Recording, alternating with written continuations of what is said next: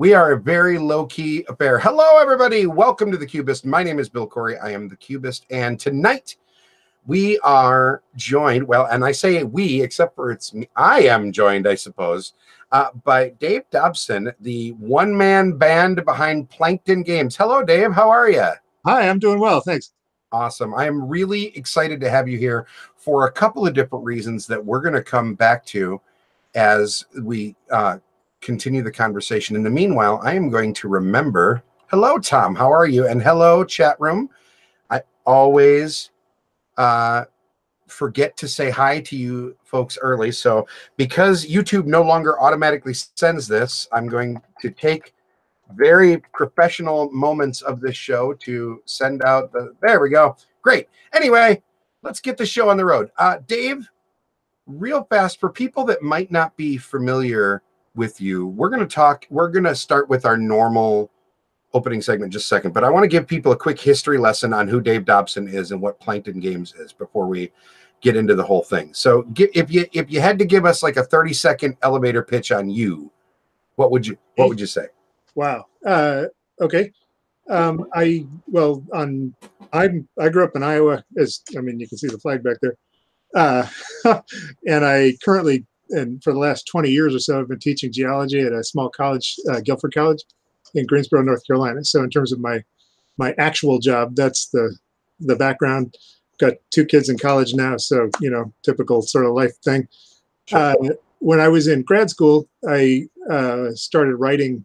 I started publishing computer games, and I started. I've been doing that since I was a kid as sort of a hobby. But in grad school, I published a couple of games as shareware, which was a model that used to be more prevalent back then than it is now. And those kind of turned into a side business that sustained me for about 20 years. In 2009, I started to separate myself from that, and I founded Plankton Games, and I just chose the name because I'm a marine geologist, and a lot of the sediments we look at are plankton.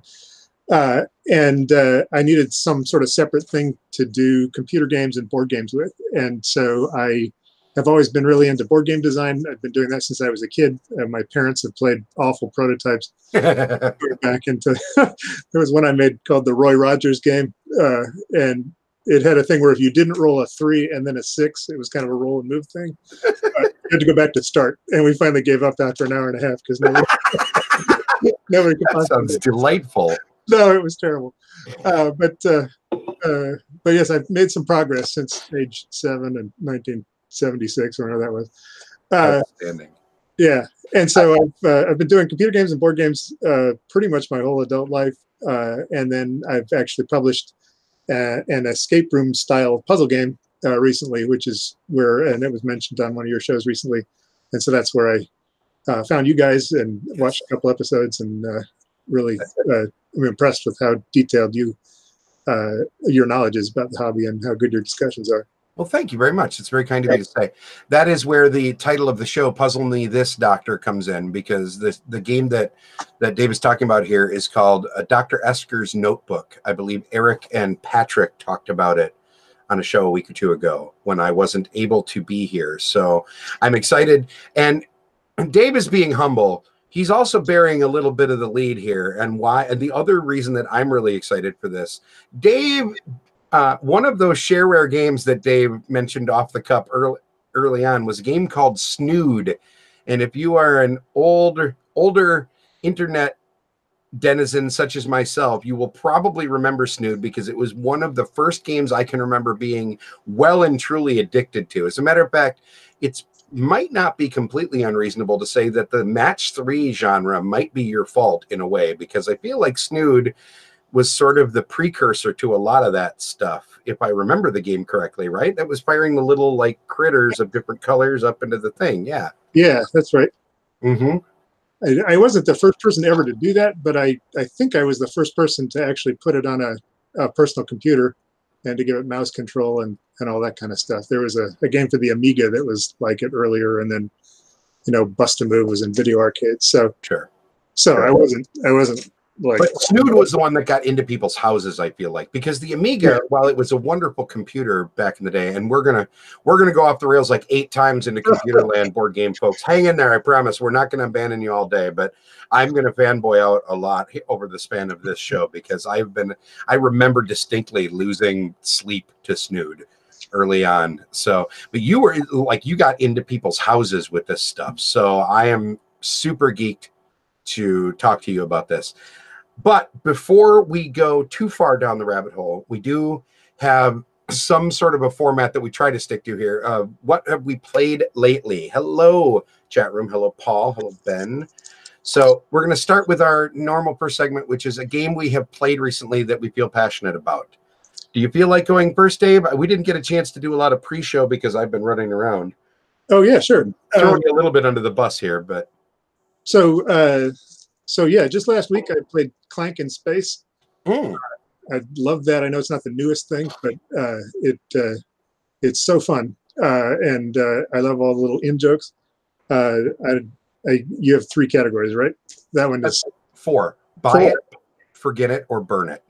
Okay, I would definitely, if you're into that kind of thing, it's a hoot.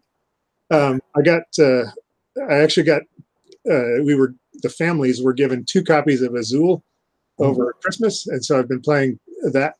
That's actually a pretty friendly game for the parts of my family that aren't hardcore into the hobby.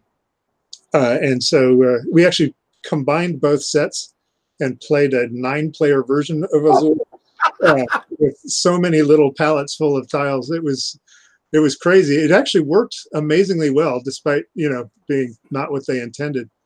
But that was really fun. One of the things that happens in Azul is you just eat a bunch of tiles every once in a while. Yeah. When you're playing with that many people, you eat a lot of tiles. Yeah, just your whole row is filled up instantly.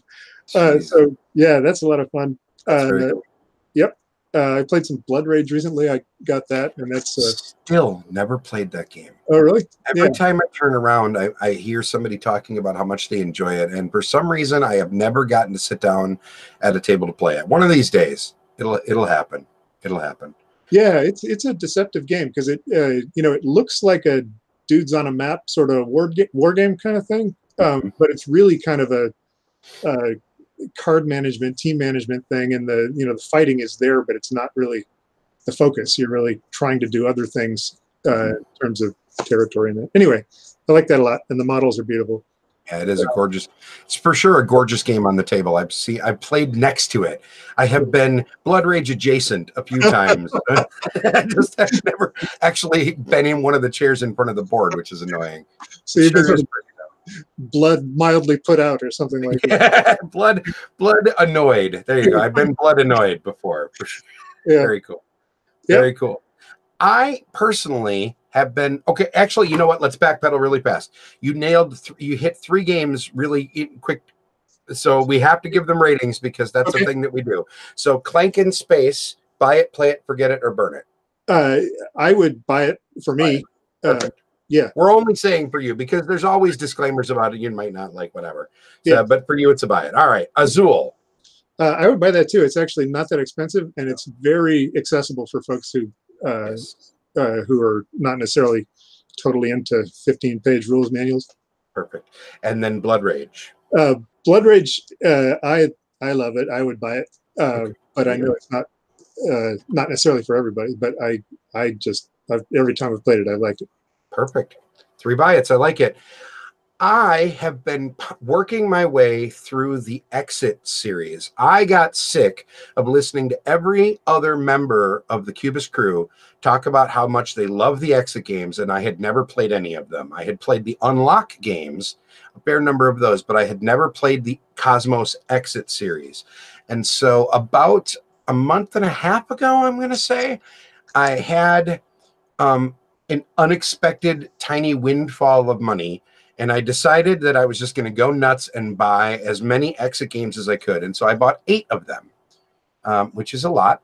And I've been working my way through the stack. I have played 5 out of the 8 that I have bought so far. So I feel like I'm I at least now feel like I can speak knowledgeably on the damn thing, as opposed to before when I was like, yeah, that sounds great. I have no idea. So Yeah. now at least I feel like I can talk about it, which, spoiler, will lead in nicely to talking about Dr. Esker's notebook report. That's why I was a little bit excited for this. So for those of you that don't know, Exit the Game, if you don't know what Exit the Game is, I have no idea why you're watching the show, because it feels like you may have stumbled across the wrong channel. But just in case, welcome. Thank you for joining us. And Exit is basically an escape room in a box. It is a non-resettable escape room. This is the major differentiation between Exit and Unlock. Exit is one shot. You are going to play that box and then you're going to recycle it. Unlock is basically just a deck of cards that can be reset.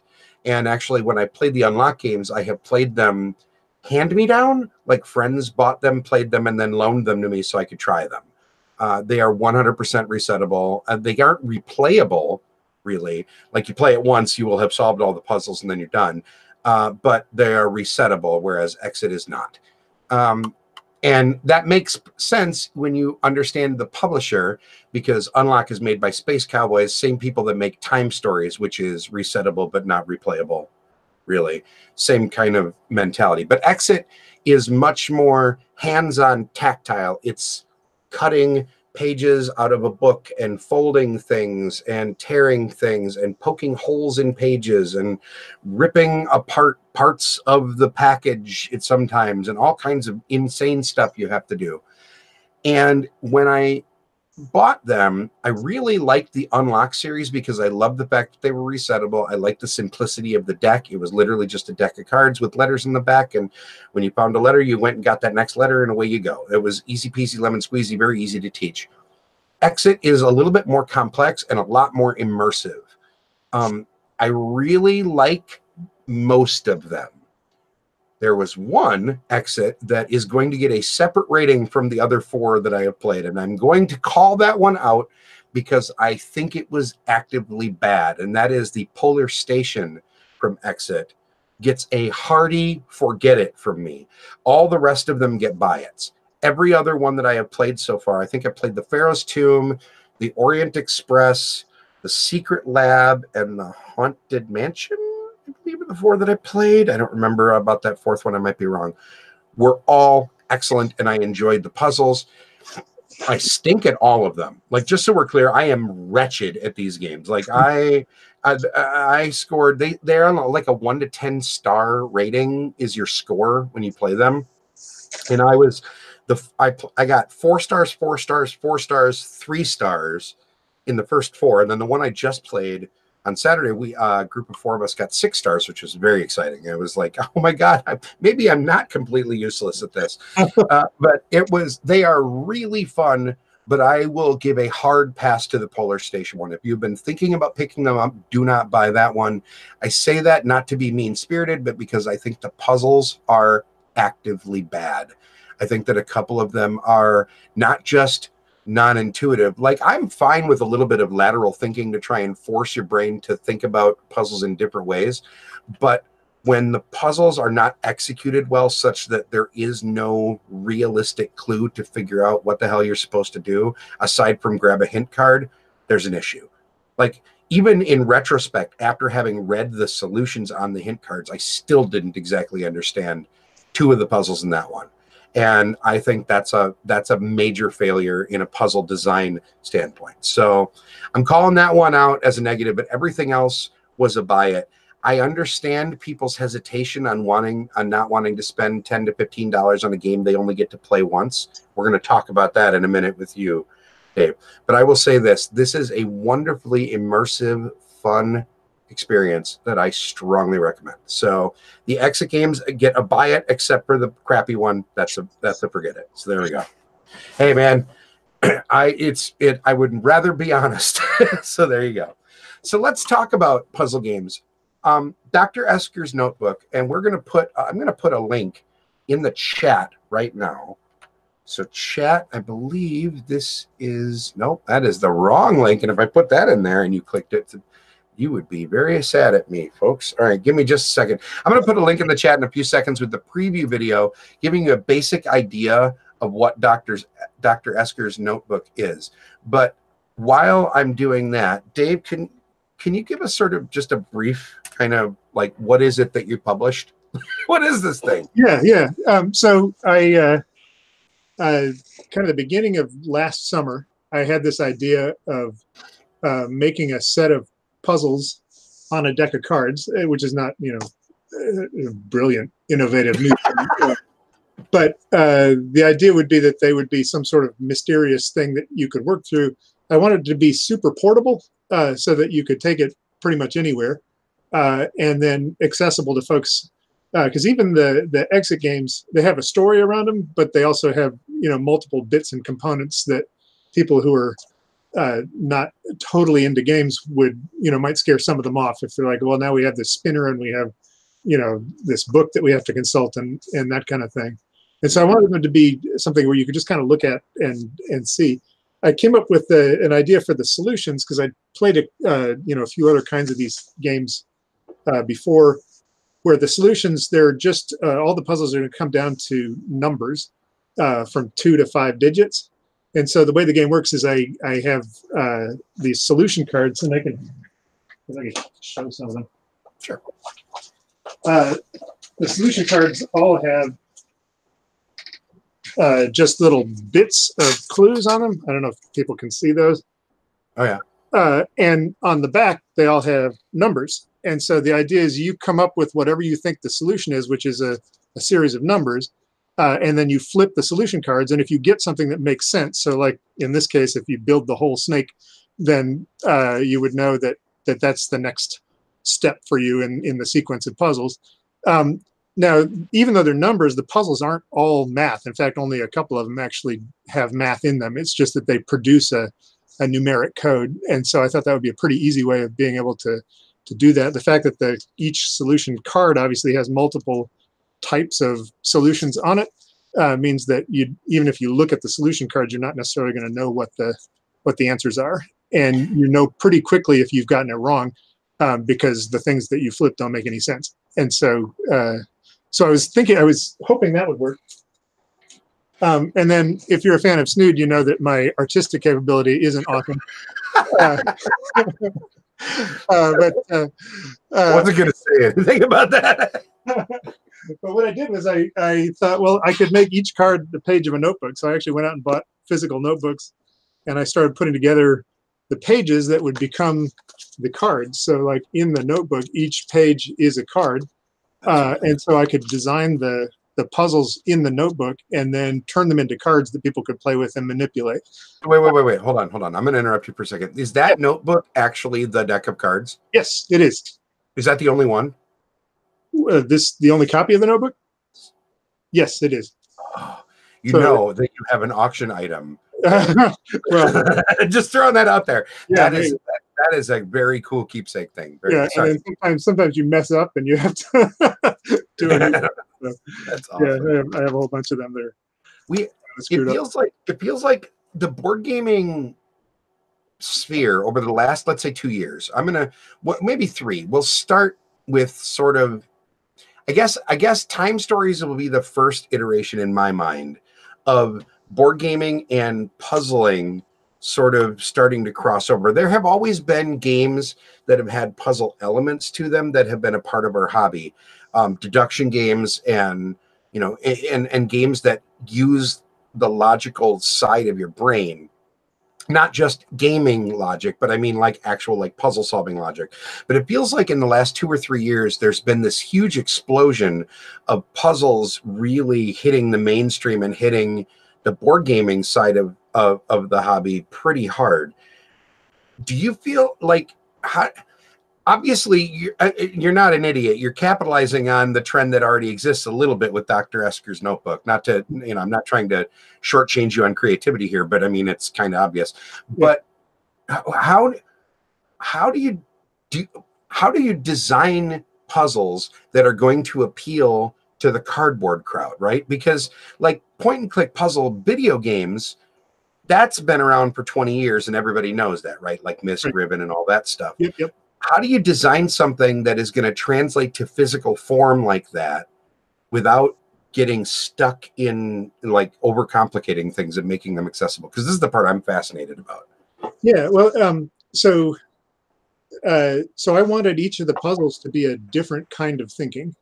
So that was because I didn't want it all to be the same kind of thing.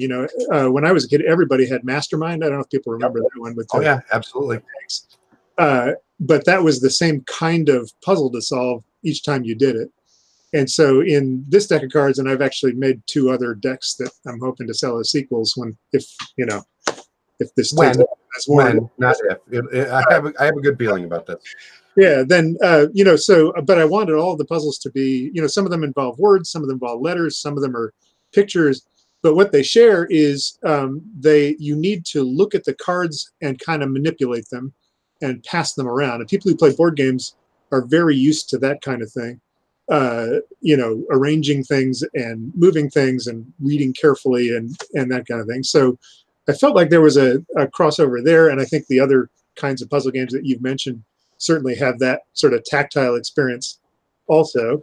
I think board gamers, as a rule, like many people, are smart, and they like to, be the person who thinks I've got it now, and or are thinking kind of in 4 different directions and sort of hit on something. So there's a neat part of that.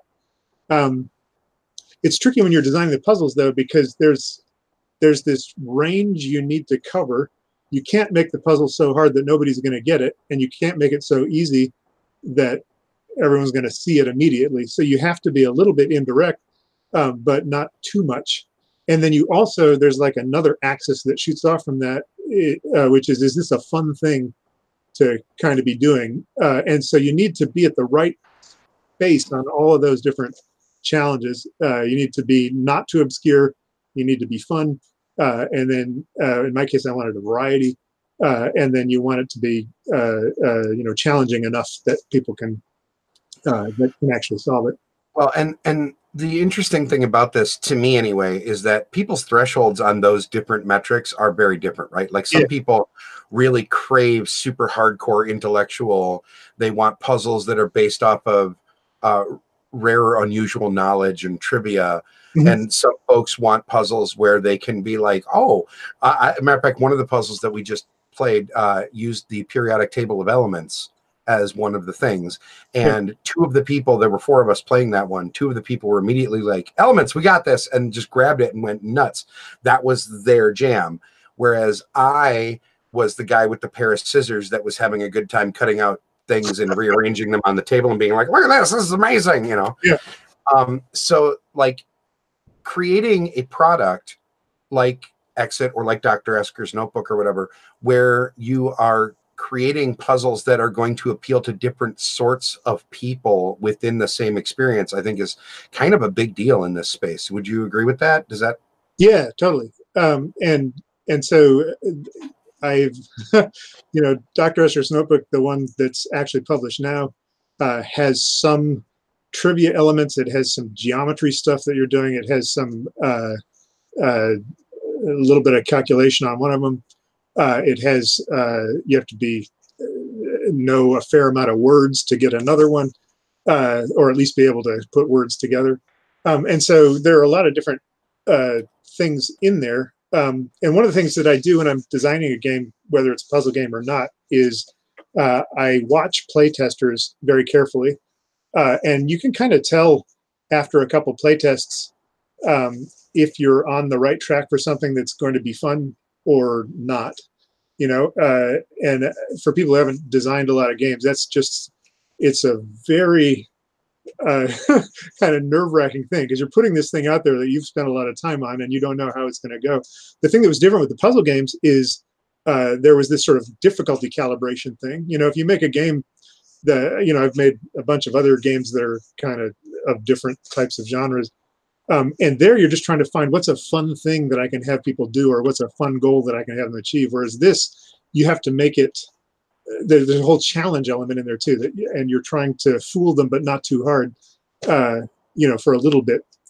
And as a guy who's done computer games, what you're actually building with a puzzle game is a user interface, except in a piece of software, you're trying to build the absolutely easiest to use user interface.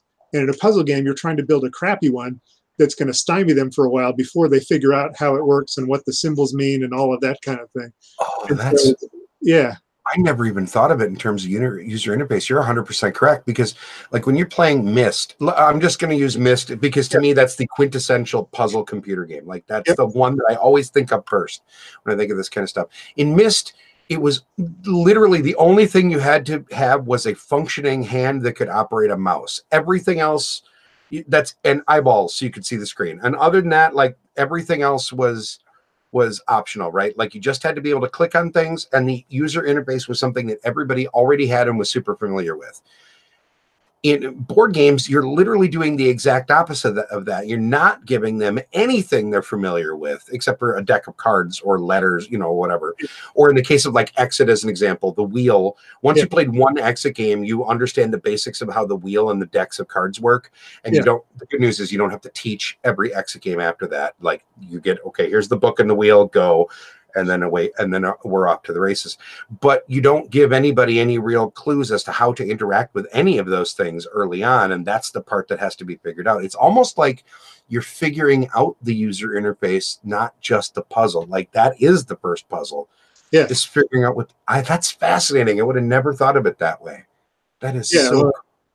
Well, that's where I come from in terms of the game programming thing. Is that you try to figure out what's the most intuitive way you can get people to do this, so they don't even notice that they're learning what an icon means or how an anchor works or that kind of thing, because all of those are barriers to them having fun. Where in this case, the barriers are what the game's about. You know, the barriers are the fun. Yeah, the barriers are the game. So that's fascinating. Eric in the chat asked a few minutes ago, and I didn't want to blow him up. Eric is one of the regular co-hosts on the show, and one of the guys that was talking about your game on the previous episode. He wants to hear about the playtesting process. So first off, are we talking about blind playtesting or you hovering over them, biting your nails playtesting? I did both. Okay. The in-person is really useful because you can actually watch people get stuck and then hopefully get unstuck. And so you can figure out if you've made something too counterintuitive or too mysterious because you see people just getting frustrated. And you can see if you've made something just super easy because they're like, oh, I know, yeah, and they just put it all together and they're done. It was hard for me. I did all the sort of in-person playtesting first, and my family were guinea pigs. Some of my friends were guinea pigs, and I would just sit there watching, and I would ask them at the beginning, do you want me to say anything or not? And sometimes I almost had to say something because I knew they were totally stuck and not going to get out of it. Or I just realized, no, this is way too hard. Here's what you need to do next. I'll fix it in the next version. And so I went through, probably 9 different iterations of the puzzles as I was going. And some of them I nailed it pretty well the first time through, but other times I was either on the way too hard or way too easy end. And watching people do it while I was there was the best way to get through that. When I was done with that, my college class, the alum group that we have for my year, is very active on Facebook. And so I actually just wrote to them and said, hey, if you're willing to try this and give me some feedback, I'll happily send you a promo copy. I was having it made up from the Game Crafter, which is just a plug for them. They do a great job producing professional quality game stuff that's, print on demand. And so I was actually able to send out probably 15, 20 different copies of the game to people that way. I found some other folks that I knew from other areas that were really into puzzles. I have a friend who actually designs the MIT puzzle hunt every year, so he's super into puzzle design and that kind of thing. And so I sent it out to them. Some of them didn't write me back, and that's just how it goes. But most of them told me, yeah, we played it and everything went fine, or we got stuck, or by the time I was to that phase, I had the hint page going, and that's the thing we haven't talked about yet. But I have a web page set up that has sequentially stronger hints to solve the puzzle, and so that's something that really helps fit everybody into the zone where they can do it. And the Exit games have that kind of thing too.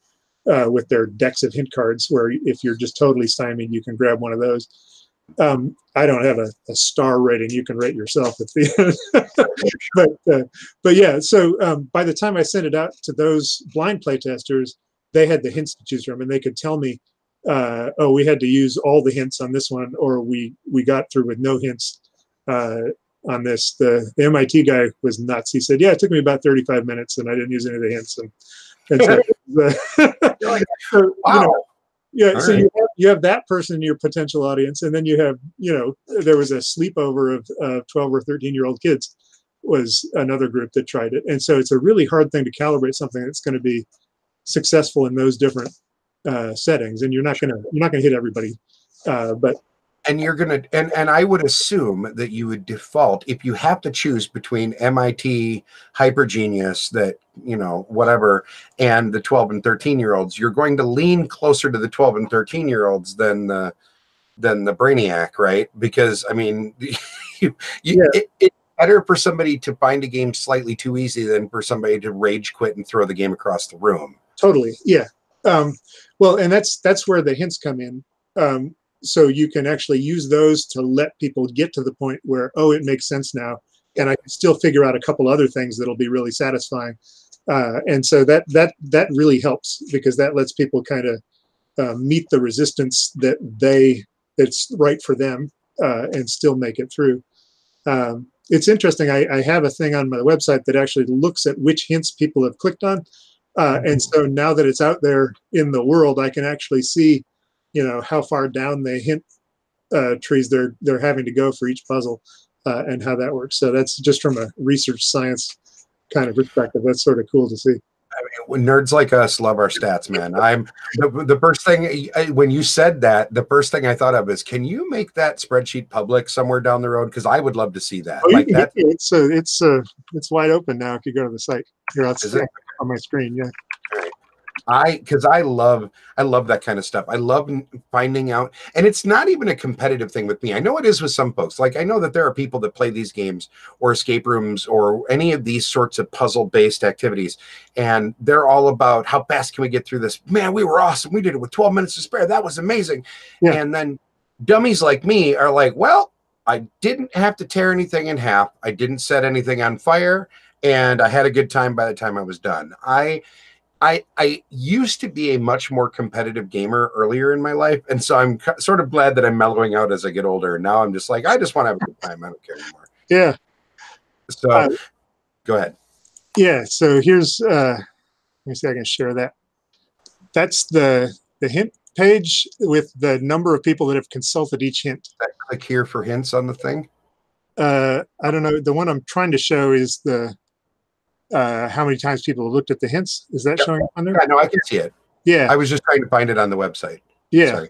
Oh, yeah. So if you go to the hints page, it's down at the bottom on the bottom of the hints page. Okay. Yeah. Very cool. And so this is the 9 puzzles that are in the game, and you can see how far. It's interesting because there's as you'd expect, there are more people clicking on the early hints than the later hints, because they figure it out with a few of the early hints. And then there are a lot more people clicking on the first few puzzles than the last ones, because I think people haven't gotten there yet, or are, when I have heard from people is that they'll often play 2 or 3 of the puzzles in an evening and then come back to it. And so depending on what pace they want to go. So I was just talking to 2 friends who'd done it that way. They were like, we're gonna do it again next week, but we've gotten through the first 2 or 3 there. Well, and there's something to be said for sort of getting your brain into the mode of puzzle solving too, right? Like, I mean, it takes, at least for me, and maybe this might just be my old addled brain speaking here, but it feels like for me, when I sit down with with any of these sorts of games, it takes me about 5 or 10 minutes to sort of stop thinking about the way that most games play and start thinking in terms of puzzling, because that's not where my brain starts. So like, it takes me a few minutes to sort of rev up the engine, I guess, and get to the point where I actually have any chance of solving anything. So earlier puzzles for me are the ones that I find myself needing hints more, because I have to sort of push myself to be like, oh, yeah. Remember, this is not just pushing cubes around, Bill. This is a whole, you got to do something different here. So I think that's part of it as well. Spoilers, Ben. Behave yourself. Yeah. So I think if we go back to that now, yeah, actually, this is a good question. Eric asked a follow up: which puzzle people find the hardest? Because he's played all of them now, and he wants to know which one. It seems like your playtesters maybe found the hardest. I'm assuming he's talking about the playtesters here, because Yeah. we just the hint numbers, and I feel like that's so. Well, I can say the one that got the most and the last tweaks. So that's a good indication of which one was causing the most issues. Was the carousel puzzle, which is pretty far along, and Eric will probably know which one that is.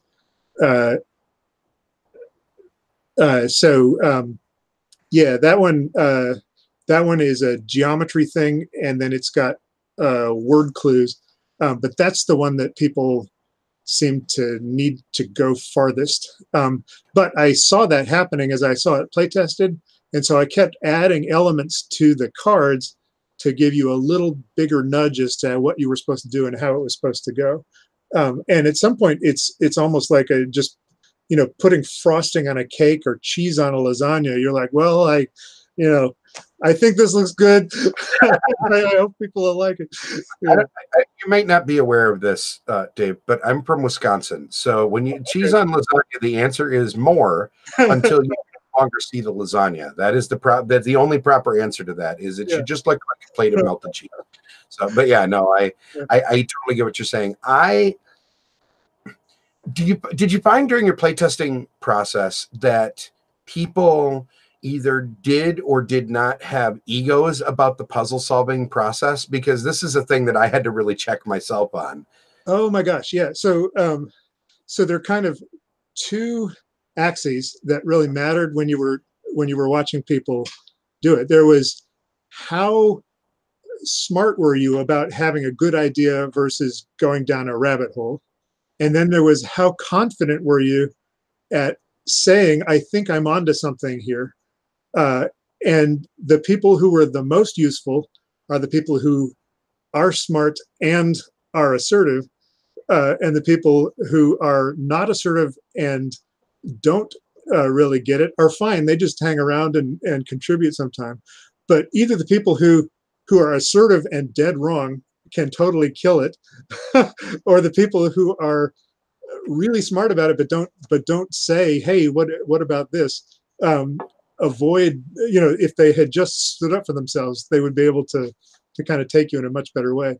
And that happens more with this Esker thing, it seems to me, than with the exit ones, because the exit ones, they have puzzles that are kind of going concurrently. You don't know if you have all the parts yet, or they kind of build that way, whereas mine is pretty much a one thing at a time sort of thing. And the people who are more assertive will sometimes grab the cards and then say, well, clearly we need to figure out whether this path is the right path, or if we put them all this way, then it might spell something. And if you're watching that as the designer, you're just biting your tongue trying to say not to say that's a terrible idea that will get you nowhere. Also, you were completely wrong. Yeah, right. And then sometimes early in the process, before I had the hints pages up, I would watch people flail for a while, and then I'd say, really think about what Brianna said before, or think about what Mom was saying, and then they'd be able to kind of get back around to it. And so when I was having to do that, I knew I needed to give a little more in terms of how it worked, or at least make one of the hints a little more helpful that way. But mostly I try to solve it with the cards and redraft them to make it work better. So all of these games, in some way or another, kind of replicate the idea of the escape room, right? Like the phenomenon going around, which is you literally put people in a room and you say you can't leave until you put your stuff out, or until the hour elapses, or whatever. Yeah. The common thread through all of those are hints that are given to you by the game master that is watching on a camera as the people are working through this. Here's a fun fact for people that watch the show and maybe don't know. I'm sorry, I'm going to go off on a slight tangent here. Forgive me, Dave.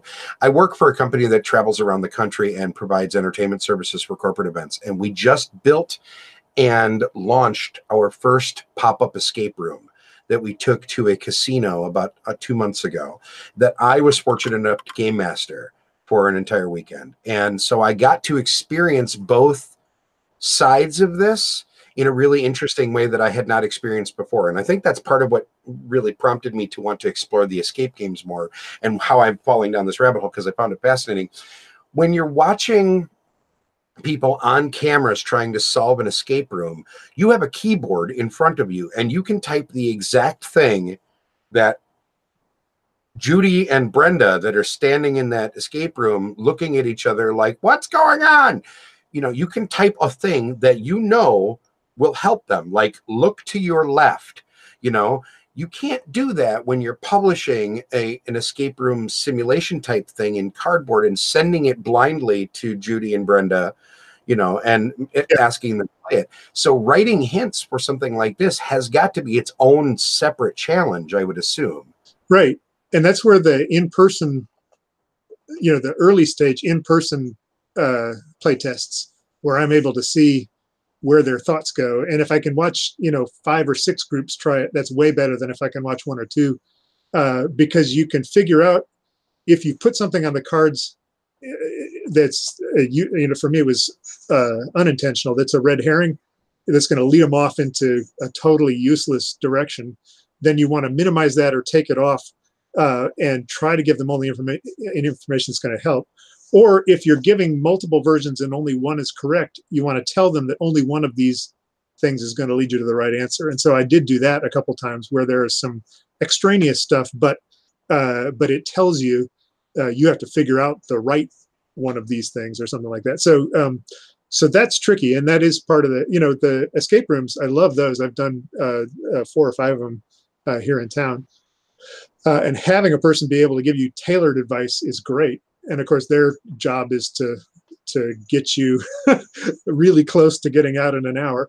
And, you know, so I always wonder whether you know, we made it in 58 minutes.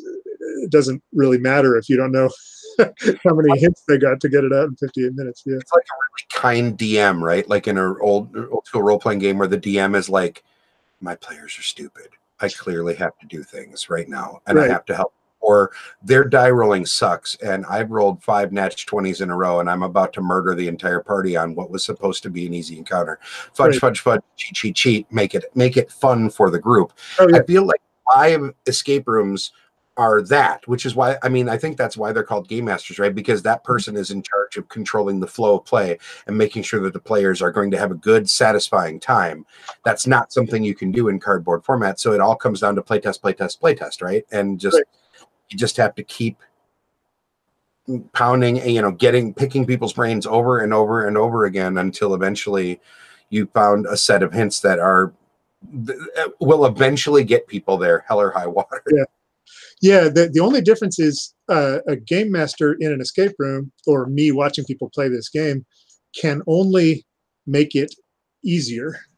They can't make it harder.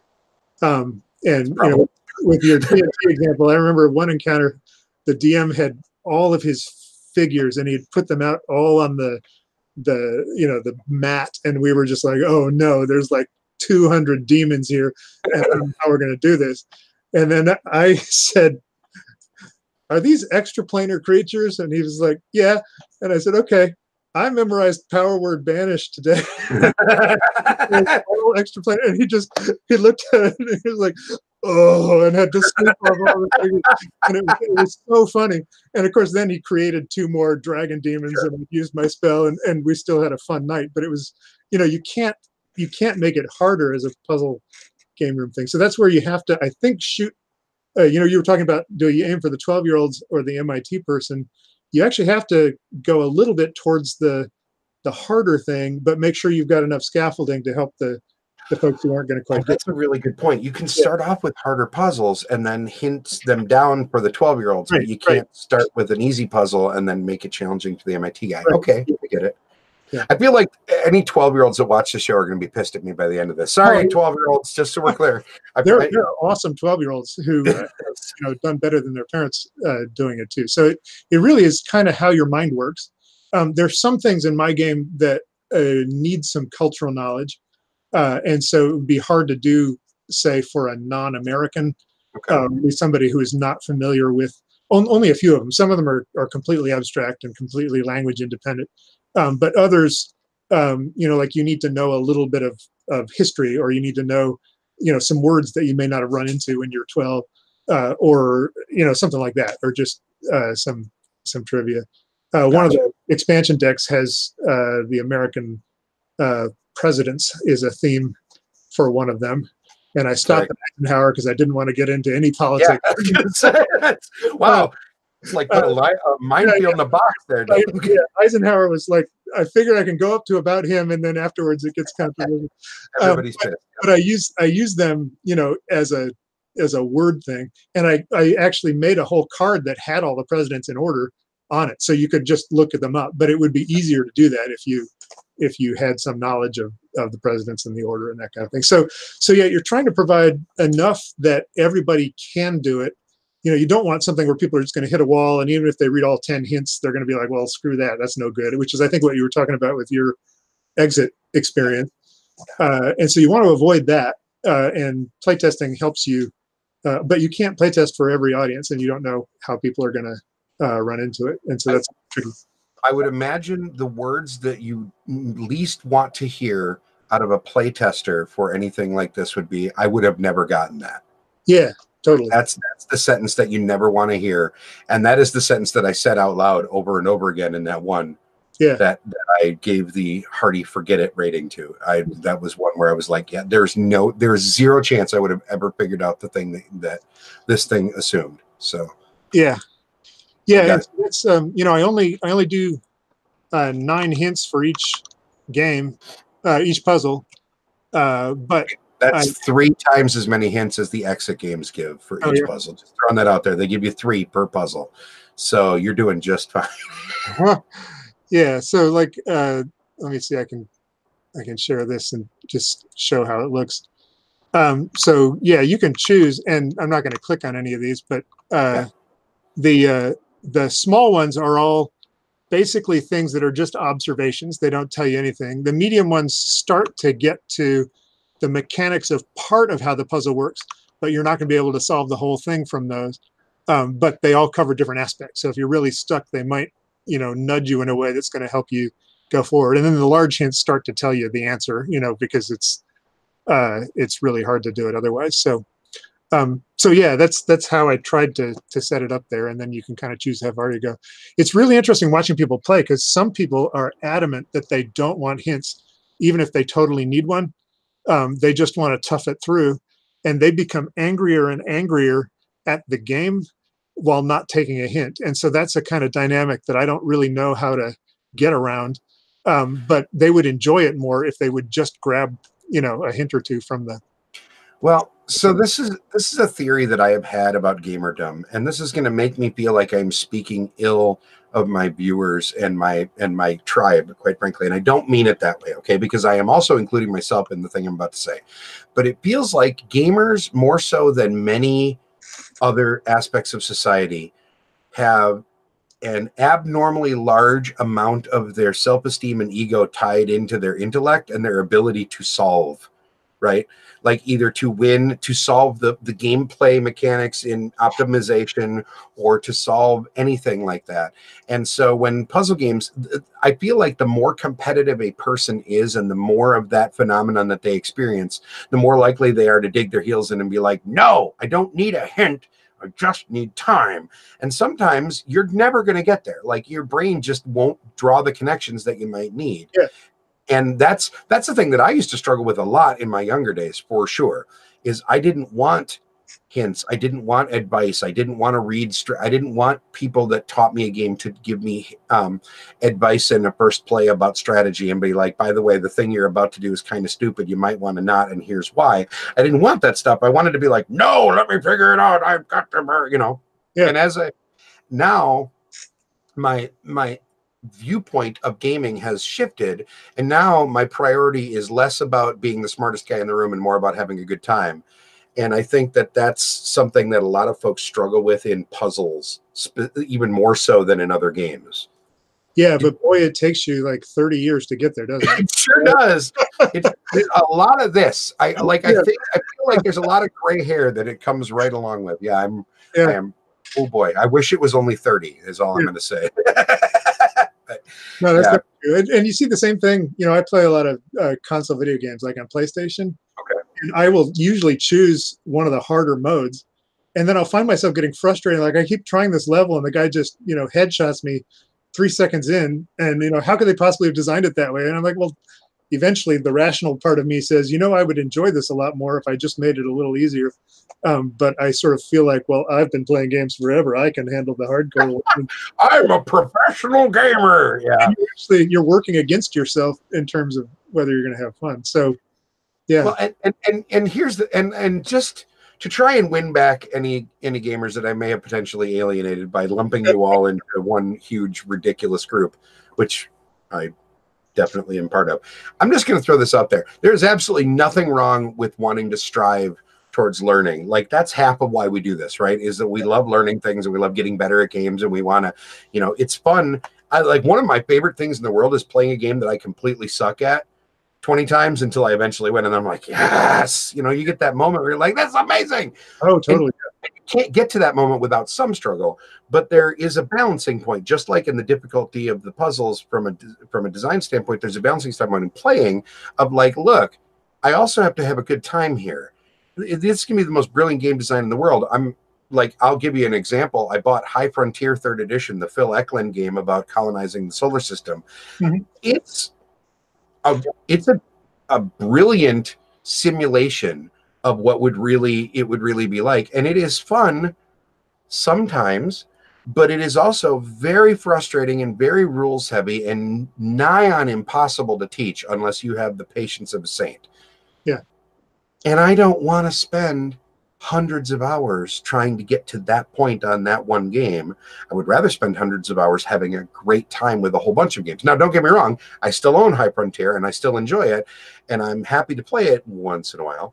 Yeah. But the shine on games that feel like they're causing neurological damage to me as I'm attempting to learn them has gone way down as I get older. Like I still like complexity, but I also like the ability to be like, okay, now we're just here for fun. Well, and that's that's the kind of thing where like I have a hard time rounding up people to play Agricola, which I really like, and I have not even scratched the surface really at how all of the additional tiles that get mixed in really work and affect the game, and which ones of those are good. And I'm still, when I play, like, oh, I'm going to try carrots, and I don't really know what the right strategy is for that, but I know that it's there and I know that I can figure it out, but I don't get a chance to play enough to do that.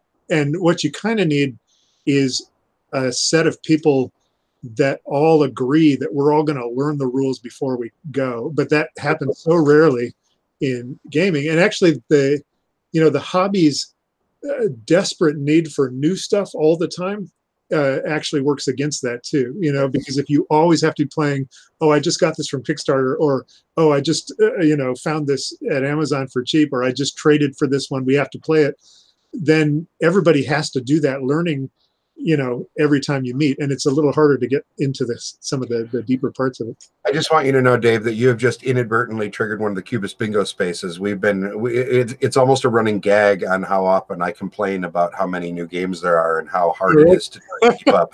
So I'm from your lips to God's ears, man. I love learning new games, but it is taxing. That's the right word for it. It is taxing. There's nothing wrong with it. And by the way, everybody learning the game at the same time, I'm just going to throw this out there. This is life advice apropos of nothing. If you are scheduled to play a big, long, epic game and you don't read the rule book before you sit down, like if 2 weeks ahead of time you're about to play a big, serious game and you can't be bothered to watch a half-an-hour video on YouTube or read a rule book, a pox upon you and your kin. All right. I'm just throwing that out there. Like, do your part. Don't just always rely on whoever the game guy is in your group, right? Like, make the learning experience as easy as possible for everybody. Sorry, tangent. I may or may not have a Twilight Imperium 4th edition game scheduled for this coming weekend. I'm just throwing that out there. So, all right. I have 2 last questions before we got to round out the show. Question number 1. Dr. Esker's notebook and all of these puzzle games are effectively cooperative games. Like they are, I mean, they are cooperative games, but I mean, they can be safely lumped into the cooperative board game category because they fit that criteria. Everybody is working together to defeat a challenge presented by the inanimate object. The number one criticism that has constantly gone around since the advent of cooperative games is the alpha gamer, or the quarterback, the guy that takes control. And I'm sorry to say guy, but the person who takes overwhelming control of the play space and starts telling other people what to do. Have you found that that person, who I'm going to say is that axis of very confident and completely wrong, that guy, Yeah. that guy, did you notice a lot of that in your playtesting? And how did you get around it if you did? No, you know, the puzzles are a little different from something like, Pandemic or whatever, because you know immediately whether that guy was right or not. Okay. In Pandemic, they can say, well, you need to take the medic over to here and heal, and you should use your 2 moves to do. And you don't really know. I mean, sometimes you know what would have happened if you'd done it a different way or followed somebody else's advice, but sometimes you don't. And you're just kind of feel like you're being led by this alpha person.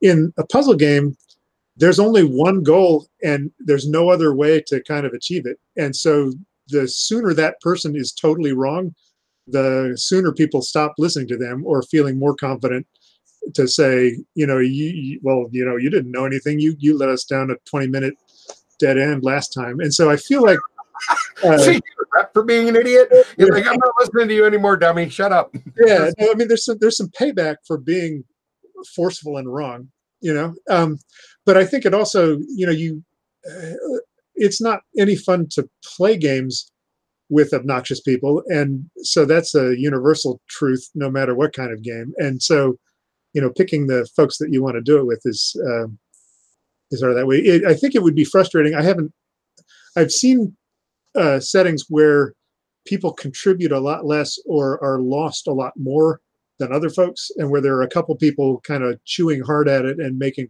progress faster than other folks. But even then, there'll be something that the quiet person knows that the others don't, or something that they perceive that the others don't, or something that they're thinking about that's actually a productive thing while the other people are off being lost. And so, in my experience, at least, it seems like eventually everybody gets to contribute something.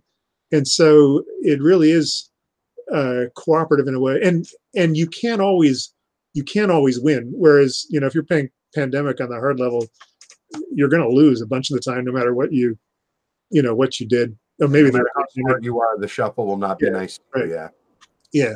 Gotcha. I mean, so it is like a cooperative thing, but it's not, in that there is a way through. There's always a way through. The thing is, the fewer hints you want to use, the more time you're going to have to spend. And so calibrating time versus help is something that's tough. And people don't always agree on how much time they want to spend or how much help they want to get. And until you open the box and start looking at them, you don't really know what that trade-off is.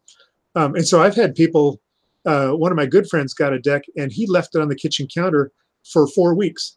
And he would come in every morning when he was eating his cereal, he would just look at the cards and see if something occurred to him, and then he'd go off to work. And he never used a hint, and it took him 4 weeks to get through. But he was enjoying it, and he was playing it just in a totally different pace or way than somebody who sits down with a bunch of friends to do it in 2 or 3 hours, or 1 or 2 hours, or 35 minutes if you're the MIT guy. The MIT nerd. Yeah, right. So, yeah. Very cool. That actually, you inadvertently segued great into my second question that I was going to ask about this, is that the website says it's for 1 to 6 players. Yeah.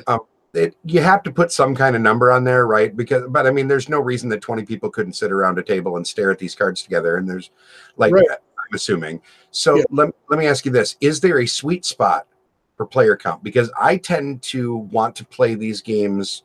Well, it really depends on the game. Like the unlock games, I wanted to play solo because it's just cards. The exit games, I found I enjoy more with people, et cetera, et cetera. Do you feel like it was the enjoyment level? I'm not talking about challenge here, because more brains is always going to make things easier. Yeah. I guess, unless you have a bad brain, I suppose, but that's a whole different story. But like, is there a sweet spot player count wise that you think from your playtesting and Right. I think it's absolutely up to the taste of the person doing it. Okay. I put 6 as the upper limit because there's a limited number of cards to look at. And if you have too many people around a table, even if you can all see, it's really hard to, somebody will grab one and want to look at it for a while, and then you're kind of not part of it if you can't see what's going on. And so I would say probably 3 or 4 is a good number. Although if you are into doing it solo, that's great. One of my college friends did it as date night. They went to a restaurant and just laid it out on the table as a sports bar, and so they could stay as long as they wanted. And they played through 2 or 3 of the puzzles just while out on a date. And so I think the advantage of this is it's portable. It doesn't look quite as weird as if you've got a disc and a little. You brought a straight edge and a pair of scissors in with you so you can hack up the book. Yeah. That's very cool. So yeah, this is a little more portable. But I think a lot of games really have a strong sweet spot. And I don't know that this does, but the people who seem to enjoy it the most usually talk about a 2 to 4 kind of thing. Because the more brains you have, the more likely you are to kind of spark off of each other and be able to discuss things. And if you're doing it strictly solo, you might just not think in a way that would be useful. And so having more perspectives is 9 hints. 9 hints per puzzle. Yes. So I'm reiterating that because, like Eric just mentioned in the chat, that he played it solo, and we have a fair number of people that watch the show that enjoy solo gaming. Right. So that was where I was sort of leaning towards. Is does this the add-on question was going to be, does it play well solo? And it sounds like the answer is yes. I love the guy that just ate his cereal and stared at cards for 4 weeks. No, I'm not even kidding. Like, that's me in a heartbeat. Like, that is my kind of jam. Is I have a dedicated game table that I very often leave a game set up for 3 days, and I'll just sit and play it a little bit here and a little bit there. So I love this. That's very cool. All right, Dave, this has been so much fun. I put links in the chat for those of you that are watching for both the video that walks through it, that is on the page that I posted later. So that would be planktongames.com/Esker, ESKER. You can check all that stuff out, and then just planktongames.com for all kinds of other fun stuff.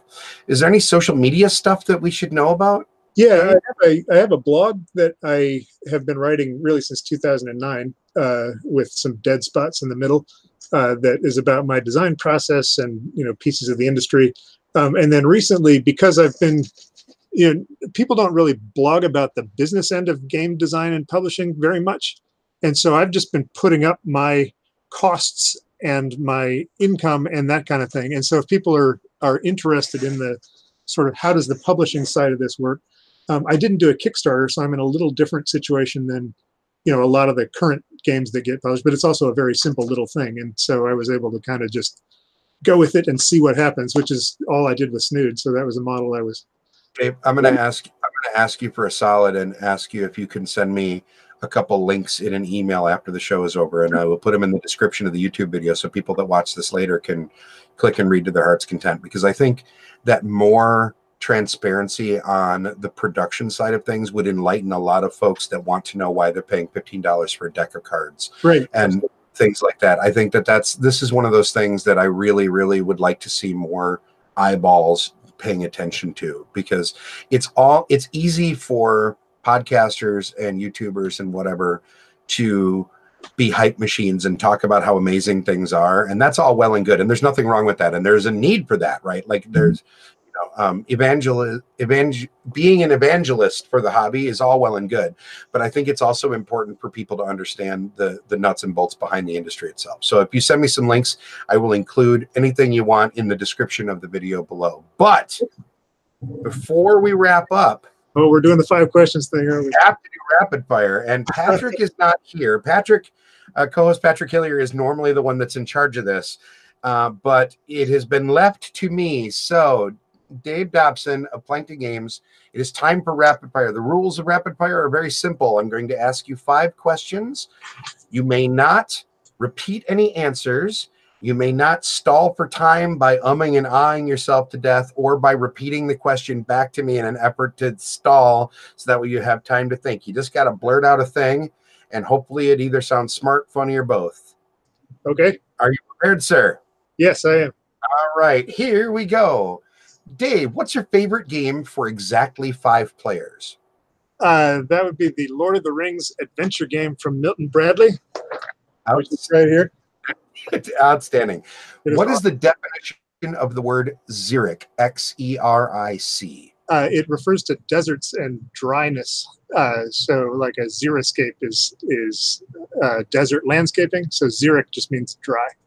Very cool. What is your favorite mobile phone app game to play? Oh man. Shoot.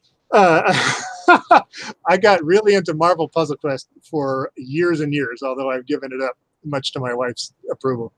There you go. Name 3 things Iowa is famous for. Corn, Herbert Hoover, John Wayne. No, anyway. Close enough. Yeah. And describe a snood in 5 words or less. My snoods are little heads. There you go. That was 5 words. Well done. Yay! My snoods are little heads. Yep. I feel like someday that might be your epitaph, sir. My snoods are little heads. All right, so now we'll give you a longer answer because now I have to ask, are there other people's snoods? Yes. So the word snood comes from a hairnet that was worn in the Middle Ages that is now worn often in food service. You can buy them in catalogs. Snood? Yeah. So I didn't know that was a real thing. Yeah. Amazing. It's so weird.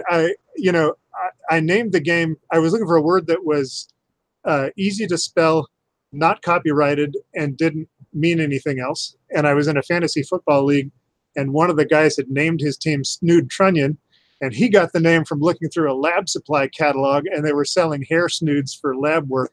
That were these plastic wrappers like you see people wearing in cafeteria lines and that kind of thing. So that is where Snood was born, and now it's on keychains. That's beautiful. God, yeah. I love that game so much. Very cool. Dave Dobson, thank you so much for joining me tonight. This has been just an absolute hoot. Ladies and gentlemen watching the show, thank you so much for joining us. Chat room, you guys are awesome as always. Very much appreciate it. As always, the Cubist is a proud member of Punchboard Media, where we all bring something to the table. Ha! See, we didn't mutter at all because there was only one of me. Normally, we have 3 of us on there. We suck at taglines.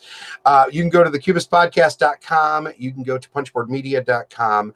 All kinds of fun stuff. There is a little bit of Cubist merch left up there. Hot tip, Cubist merch will be getting revamped in the next couple weeks for those of you that like wearing shirts. We're going to have some new shirt designs by the end of the month. With any luck, hit up planktongames.com. I have 2 copies of Dr. Esker's notebook currently on its way to me. I'm hoping to get to play them in the next couple weeks and talk about them on the show. And as soon as you release more, they'll be on my shelf, Dave. I'm excited. All right, well, they're ready to go. They're all play tested, and the hints are up there and everything. So, all right. Well, I'll tell you what. I'll send you my address, and we'll Dave Dobson, thank you so much. Chat room, thanks for joining me. Have a great week of gaming, everybody. We will catch you all next week, hopefully. Take care. See ya.